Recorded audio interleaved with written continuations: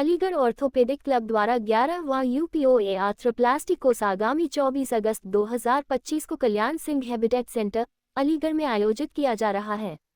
इस प्रतिष्ठित कार्यक्रम में देश विदेश के ख्याति प्राप्त आर्थ्रोप्लास्टी विशेषज्ञ शामिल होंगे और घुटना प्रत्यारोपण नी आर्थ्रोप्लास्टी से संबंधित नवीनतम तकनीकों एवं वैज्ञानिक उपलब्धियों पर चर्चा करेंगे। कार्यक्रम से पूर्व आयोजन की रूपरेखा एवं उद्देश्य साझा करने हेतु 22 अगस्त 2025 को दोपहर 2 बजे आभा होटल रेस्टोरेंट, अलीगढ़ में प्रेस वार्ता आयोजित की गई। इसमें आयोजन समिति के सदस्यों ने मीडिया प्रतिनिधियों से संवाद किया। इस आयोजन की विशेषता रोबोटिक सर्जरी वर्कशॉप होगी, जिसमें रोबोट के माध्यम से कैसे घुटना प्रत्यारोपण किया जाता है ये सौबोन पर सिखाया जाएगा।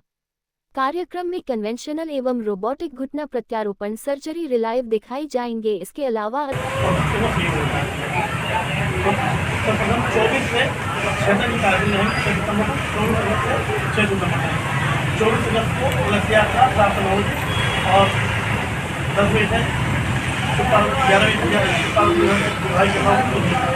उसके बाद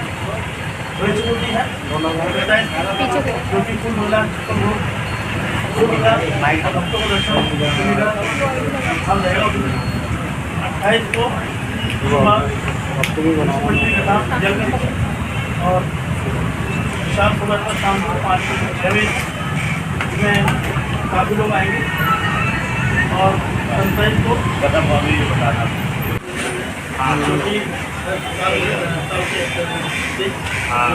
का भी आया जो कि 6 अगस्त 24 अगस्त से और 6 मनाया जाएगा। इसमें प्रथम यात्रा और उसके बाद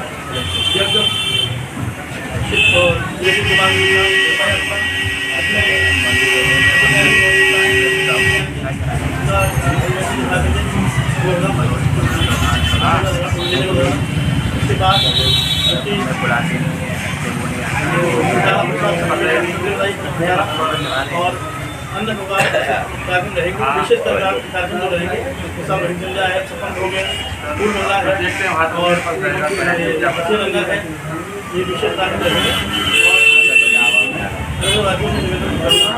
और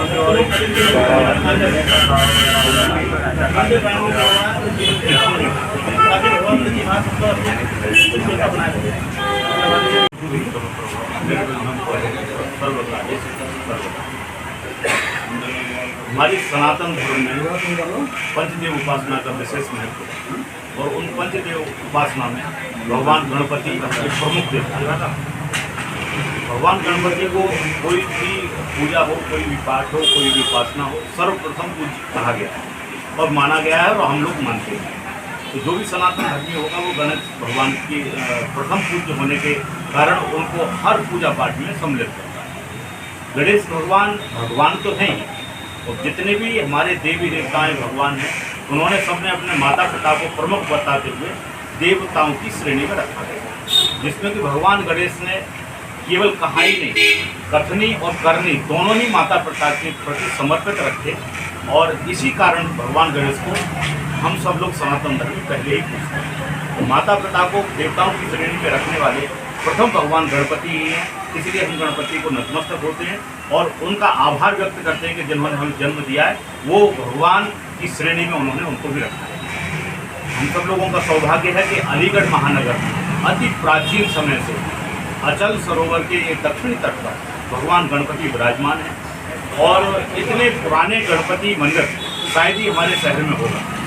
इसी गणपति भगवान की कृपा से पूरे शहर में जो विघ्न उत्पन्न होते हैं वो नष्ट होते चले जाते हैं, सारी सुख सुविधाएँ समृद्धि बढ़ती चली जा रही है।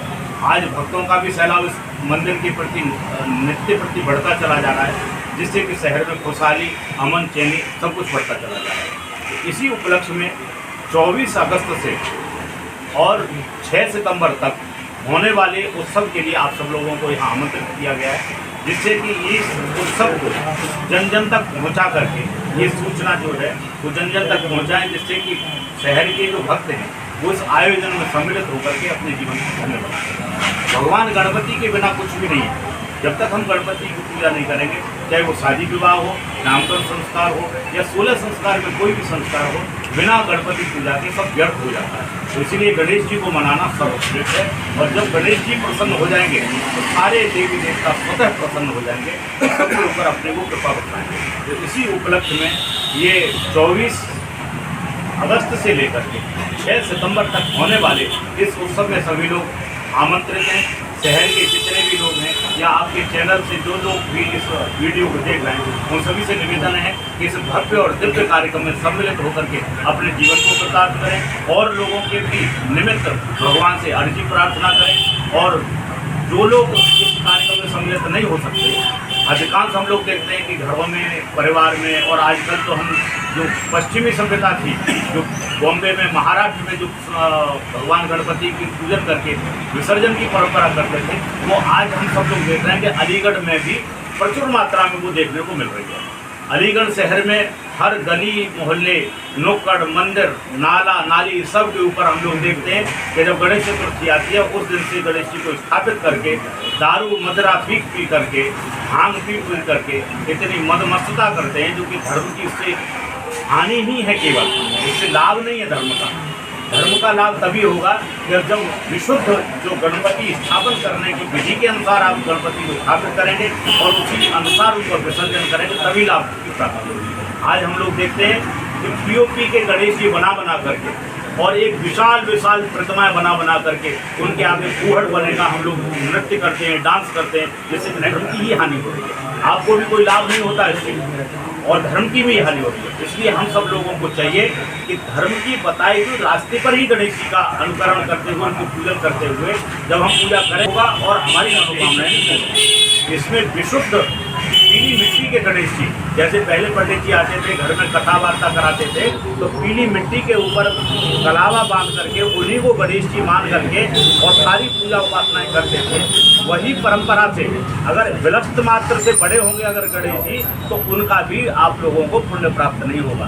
जितनी बड़ी प्रतिमा होगी उतना ही बड़ा भोग लगाना व्यवस्था है शास्त्रों में। इसलिए विशुद्ध मिट्टी की या गोबर की प्रतिमा आप बनाइए और बना करके उनको विधिवत पूजन कीजिए। किसी आचार्य के द्वारा, सुयोग्य आचार्य के द्वारा उन गणेश जी का स्थापन कराइए, उन्हीं के द्वारा पूजन भजन कीजिए। और आप 10 दिन 15 दिन जितने दिन आप घर में गणेश जी को रखना चाह रहे हैं उतने दिन संयमित होकर के रखिए, सात्विक होकर के उनकी पूजा करिए, तभी आपको गणेश जी की उपासना का फल प्राप्त होगा।